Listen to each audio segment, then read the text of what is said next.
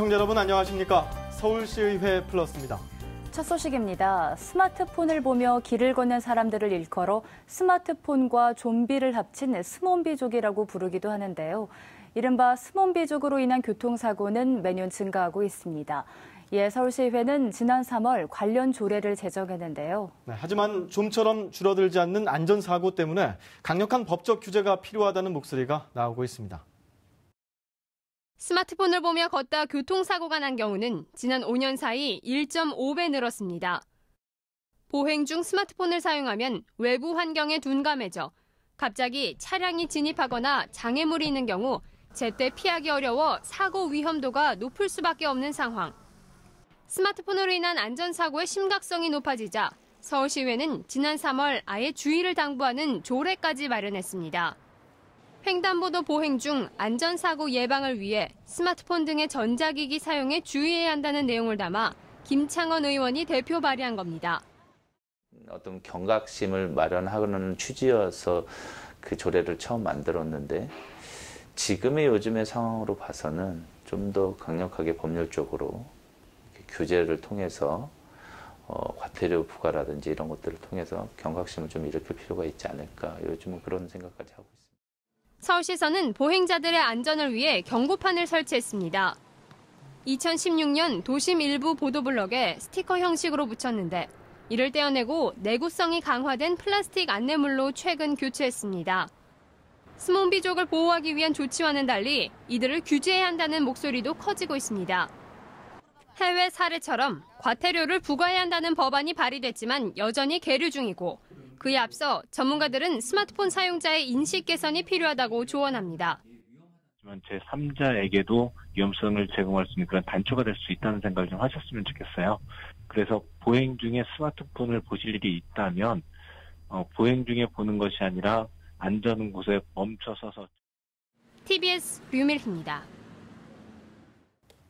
하루 720만 명이 이용하는 지하철. 교통 약자들에게도 중요한 이동 수단이지만 승강장 안전문에 설치된 점자 안내 표지판 위치가 제각각이어서 시각 장애인들이 큰 불편을 겪고 있는데요.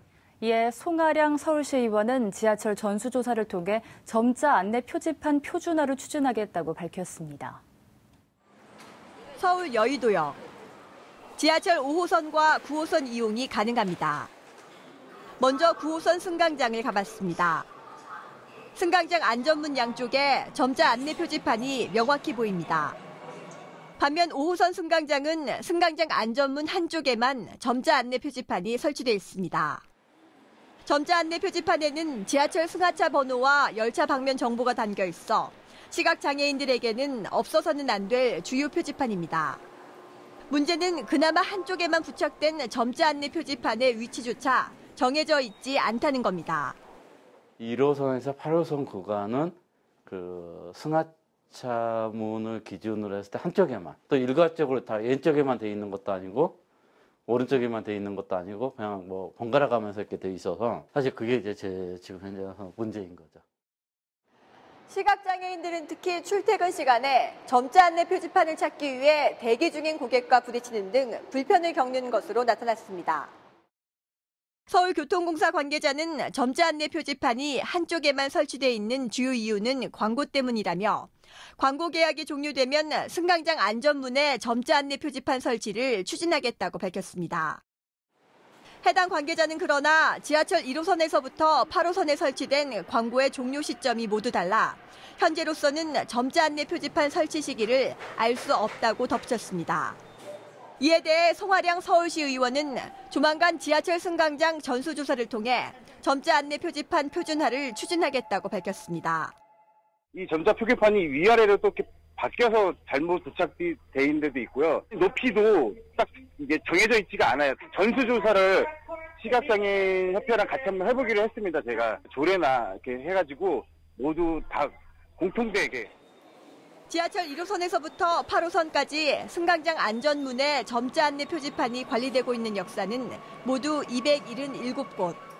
하지만 설치 기준이 제대로 마련돼 있지 않아 시각장애인을 배려하지 못했다는 지적을 피하기는 어려워 보입니다.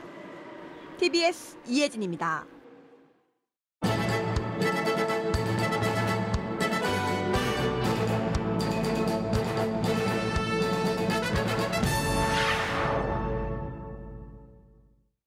서울시의회 환경수자원위원회와 부산시의회 복지환경위원회가 지난 4일 업무협약을 체결했습니다. 이번 협약식은 부산시의회 복지환경위원회 위원들이 서울시의회를 방문한 가운데 서울시의회 김혜련 보건복지위원장, 김태수 환경수자원위원장을 비롯한 위원회 소속 위원들이 참석했습니다. 서울시의회, 부산시의회는 이번 협약 체결을 통해 복지 환경 분야 현안을 공유하고 정책 공동 개발과 대정부 공동 건의 등에서 상호 협력할 계획입니다. 성준기 서울시의원은 지난 1일 교통약자 지하철 안전 승하차 방안 모색을 위한 간담회를 개최하고 안전한 지하철 승하차 대책 마련을 촉구했습니다. 지난 9월 20일 독립문역에서 휠체어 이용 장애인이 하차 도중 객차와 승강장 사이 틈에 앞바퀴가 걸려 넘어져 발목이 부러지는 사고가 발생했습니다. 지하철 승하차 시 발 빠짐 및 휠체어 유모차 바퀴 빠짐 문제는 그동안 교통약자 측에서 지속적으로 개선을 요구해왔으나 곡선 승강장이 다수를 차지하는 서울시 지하철 역사의 구조적인 문제로 해결이 쉽지 않은 상황입니다. 이날 간담회에는 성준기 의원을 비롯한 서울시 의원과 함께 교통공사 김석태 기술본부장, 한국척수장애인협회 등 관련 장애인단체의 주요 인사들이 참석해 장애인의 지하철 이동권 보호를 위한 현실적인 대책이 마련돼야 한다고 강조했습니다. 서울시의회 교육위원회 김경 부위원장은 지난 2일 서울특별시 초등학교장 포커스 그룹 인터뷰를 개최했습니다. 이번 간담회에는 서울시 초등학교장 4명이 참석했으며 이들은 교육청이 정책을 추진하거나 학교 시설을 개선하는 데 있어 학생들의 교육 일정을 고려치 않고 학교의 현실적인 요구를 반영하지 못하고 있다고 지적했습니다. 또한 학교 내 화단, 나무 등 조경에 대한 정기적인 관리와 교육 연계 방안, 돌봄교실 지원 사업과 교사 업무 전담제의 개선, 보건교사 및 다문화센터 확충 지원 등에 대해 다양한 의견을 나눴습니다. 장상기 서울시의원은 지난달 20일 서울시 도시시설기반본부 관계자와 서울시의회 의원회관에서 간담회를 갖고 월드컵 대교의 램프 설계 변경에 대한 문제를 지적했습니다. 마포구 상암동과 영등포구 양평동을 잇는 월드컵 대교는 강서, 양천 지역의 교통 수준을 높일 목적으로 건설이 진행되고 있는 교량으로 추진 과정에서 램프 D의 설치가 백지화된 바 있습니다. 이에 대해 장상기 의원은 사업의 본래 취지를 고려했을 때 공법 변경, 예산 투입 등에 대한 적극적인 검토가 이루어져야 한다고 강조했습니다. 또한 간담회에서는 보완 설계에 있어 교통 수요 충족을 위한 다양한 이해 관계자의 의견 수렴이 충분히 이루어지지 못했다는 추진 과정의 문제도 논의됐습니다.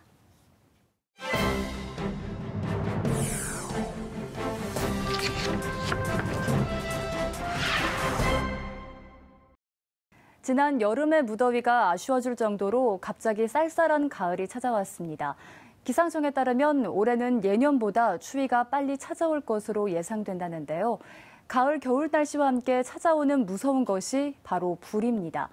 춥고 건조한 날씨 탓에 화재 위험이 늘 우리 곁에 도사리고 있는데요. 이에 서울시의회가 보다 체계적인 화재 피해자 지원에 나섰다고요. 네. 건조한 가을 그리고 겨울에는 특히 대형 화재의 위험성이 조금 더 높아지는데요. 올 1월에 발생한 청량리 재래시장 화재를 기억하시나요? 점포 18곳이 불에 탔는데 대부분이 영세 상인이다 보니 화재보험에 가입된 점포는 한두 곳뿐이었습니다. 하지만 서울시나 자치구 차원의 피해 구제책이 없어서 복구에만 수개월의 시간이 걸렸는데요. 통계청 자료에 따르면 2017년 서울에서 발생한 화재 건수는 총 5,978건이었습니다. 이 중 사망이 37명, 부상이 246명이었고 피해 규모는 153억 원에 달했죠. 이들 모두가 체계적인 지원을 기대하기는 어려운 것이 현실이었는데요.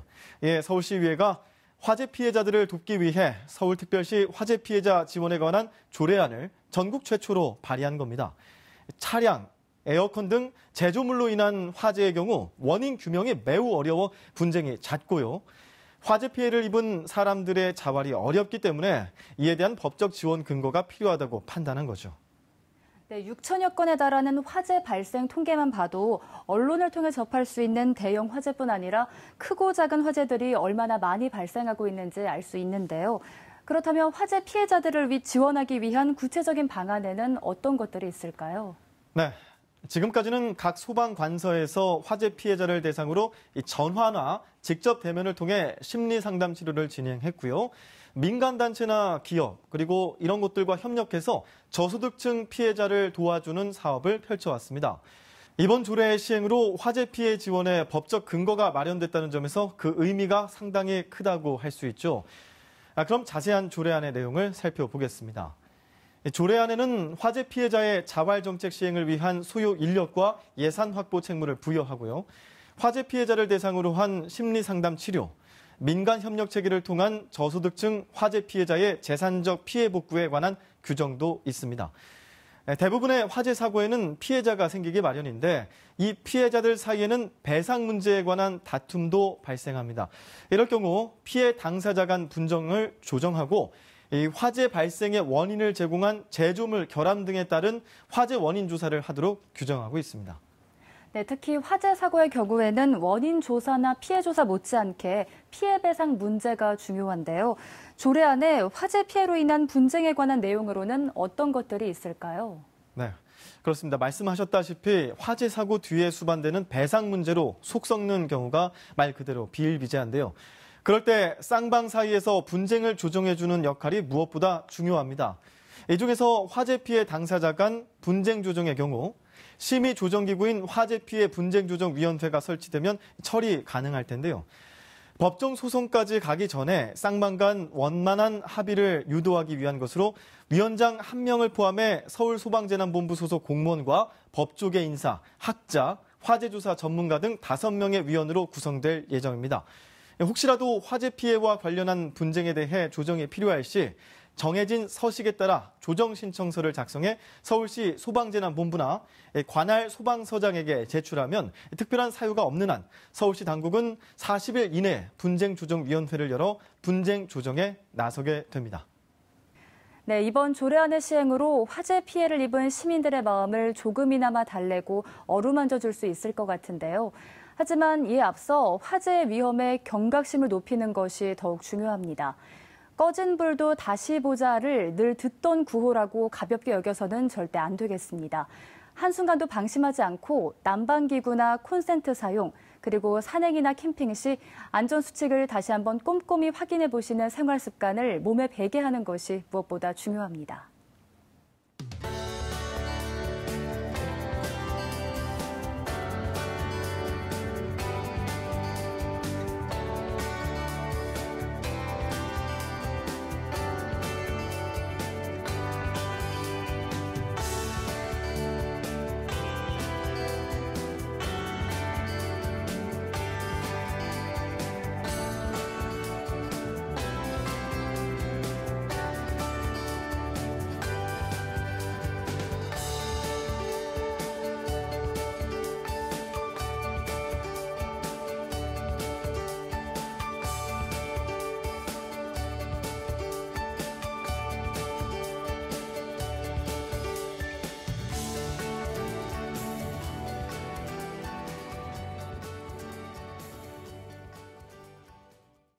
서울시의회 플러스 준비한 소식은 여기까지입니다. 다음 시간 더 알찬 소식으로 찾아뵙겠습니다. 함께해 주신 여러분 고맙습니다.